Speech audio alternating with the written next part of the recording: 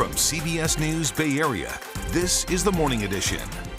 Finally, Friday. We thank you so much for tuning in. It is Friday, August 18th. All right, let's get you going. She's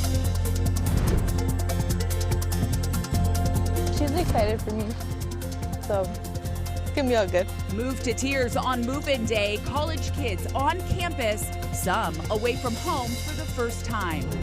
I can't imagine how people are coping at this time. Campus is a community, and Cal State East Bay is helping Hawaii. But not everyone's heart is in the right place. There's been some people on Instagram pretending to be me, asking for money. Pure evil. We go to Maui, where now a top emergency official is stepping down. And a hurricane on the way to California. You heard that right. We're following the track of Hurricane Hillary. Of course, learning the functions, Every input has one output. Lessons learned. We go to this math rap teacher's classroom where arithmetic has rhythm. We need to make an equation. Might cause a little frustration, but we got a lot of education. And pucker up. The Flaming Lips are coming to Stern Grove. Happy Friday to all of you. I'm Nicole Zalumis. How excited are you for Stern Grove, Reed Cowan? I'm so excited to join all of us this weekend. Our last Stern Grove. It's been a great year. And music at Stern Grove. We're going to have music too from a math teacher who raps. That's what I'm excited about today because I want to get my kids interested in math. Yeah, I thought you were going to say rap. Well, whatever pays the bills at some point for them, right? Hopefully, either one would work. Quick story. I woke up at 2 a.m. without an alarm because, this is our new gig. Wow. Yeah. And you'll never believe it. It was the voice of our producer, Jason, saying the minute is ready to track. I'm not kidding.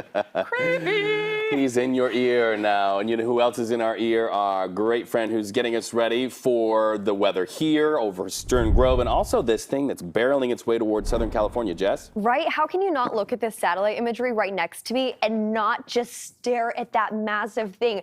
It feels like I went back to Florida, like back in time when I was studying meteorology in university. We have a hurricane making its way towards us here in California. The first time we've been even seeing a storm like this move its way in since 1939. It is a wild one, and we are going to break it apart, and I'm going to inform you of everything you need to know here locally in the Bay for when this is making its way into California. But let's start off with current conditions this morning. Let's slow it down. If you look out your window right now, it's mild, I promise you. We're seeing some cloudy skies along the coast, 60s for our current temperatures right now. Daytime highs today, they're not going to change too much along our coastline, but boy, are we going to see a big warm up in areas like Livermore, Oakland, and even off into Concord right around the corner. So for now, we're all hand in hand. Here's a live look outside our window here in San Francisco. Some partly cloudy skies to wake up to. It'll be a beautiful sunrise right around the corner. Daytime highs today actually warming up into the 60s from the coast off into the Bay, 80s in our inland areas with plenty of sunshine into the afternoon hours there. We're going to have more on this track of Hurricane Hillary coming up in just a bit. As of now, it's a Category 4 as it makes its way closer to our state of California. More on that in a bit. For now, over to you, Gianna. Yeah, thinking of all our friends in Southern California right now. Hopefully they're prepared for that. All right, are you prepared for your Friday commute? Well, look at this. Not bad at all. Let's take a look at some of our Bay Area communities from the ground. Live look here for that ride out of Tracy getting into the Altamont Pass. And we are seeing a few slow and go spots just a little bit past where this live shot is. Once you get onto 580 itself, as you head near Grant Line, there was a crash there. It's now clearing, but certainly backing things up just a little bit there. But I do want to show you an overview. This is how you are going to start your day today with a little extra time before you head out the door along 880. It's clear 101 and even 280 along the peninsula.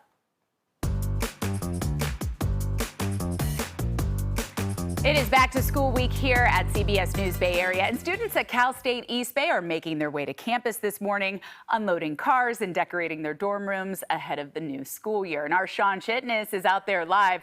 Sean, I'm seeing so many bright colors in all the dorm rooms. Looks like you're very official, like maybe in front of an RA center right now. Hey, Nicole, good morning. Do you remember this? It is part of the process. People are going to be busy using these in just a few hours as the move-in process continues here at Cal State East Bay. We are joined now by John Buchanan. He is the Associate Director of Residence Life for the university. So John, first give us a sense of how it's been going. How are the kids doing as they move in for a second day? Awesome.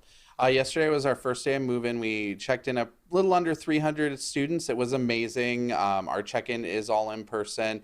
We do have some COVID protocols and things that we're still navigating, but residents drove up, the parents were happy. I got to talk to a lot of moms and dads that were like, this is my first kid going to college. So there's a little anxiety around that, and we're here to help them and support them through that. And then the students are just like, yes, I'm here. This is the experience I'm looking for. So move-in day has been great. My staff has had a lot of energy, the residents, the families. It's great to see them back. Right. And so what are some of the challenges or issues related to COVID that you're still dealing with here in 2023 and that families should keep in mind when they move in? For move-in, it doesn't change a whole lot because we do drive-up move-ins. So families will kind of move in. We do recommend having masks as you move in with carts because it's a lot of people in small spaces and things like that. But as far as throughout the year, we are still doing isolation and bringing meals to students that are in isolation. But for our general move-in, we really just recommend that folks bring masks. We aren't doing any COVID testing or requiring anything like that this year. Right. Well, John, thanks so much for being with us this morning. It's really cool to be here on campus and see how they create a sense of community. They have about 1,000 students that will be here on campus for the new school year. Guys, back to you. Well, Sean, I did want to ask you, is there more housing available? He mentioned masks, brought up COVID-19. Are they back to those pre-COVID-19 levels? Yeah, it's a good question. So there are actually still some housing units available. The trend is moving up. They are seeing more students come to live here on campus for a school that is primarily a commuter experience. But yes, there are still spaces available. So if someone is looking to have that in-person and on-campus experience, they can still have it here at Cal State East Bay. Great work. Thank you so much, Sean. Let's go to the South Bay now, where our eyes are on San Jose this morning, as a lot of you concerned parents are waking up saying that you're getting word that police will be on the campus of James Lick High School. This follows a stabbing that happened yesterday that sent 2 students to the hospital. That violence reached its peak during some sort of a fight inside the school. Our chopper was over the scene seeing police cars and police tape. We do not know a lot this morning about who was in that fight, but whatever happened resulted in the school's principal ordering that gates be closed and locked each morning by 9:30. Pretty scary moments at school in San Jose. Listen to this. I heard about it through the intercom. They said code blue, that they're putting the lockdown. And then some friends told me, oh, the kid got stabbed. I think it's sad and like heartbreaking. So at this point, it is all about injuries and investigations. The stabbed students recovering this morning, while we are yet to hear who really is to blame and word of any potential arrests. We still don't have that either. Meanwhile, we are hearing from teachers pushing for more protections. They say this is not the first time this year at their school that something bad has happened. Keep in mind, they say there was another assault at James Lick less than 2 weeks ago. Nicole. Well, Reed, thank you. 10 former East Bay police officers are on the other side of the law, charged with a wide range of offenses, including falsifying college credits and selling steroids. 5 Antioch police officers and 5 from Pittsburgh have been indicted as part of an FBI investigation. These 3 Antioch police officers are accused of using excessive force, egging each other on to use violence and sharing photos with each other of people that they injured. Morteza Amiri is also accused of using excessive force with a canine. The indictment says they also collected shell casings as trophies. Antioch police have been in the midst of a racist text messaging scandal. More than half of their officers are on leave because of it, and they just lost their chief, who retired this month. On Wednesday night, the acting chief said, quote, today's announcement was disheartening and undermines the incredible work our staff does on a daily basis. Antioch residents turned up at police headquarters and said the arrests are a step in the right direction. Officers are not above the law. They are not God. And I'm thankful that a few of them went to jail.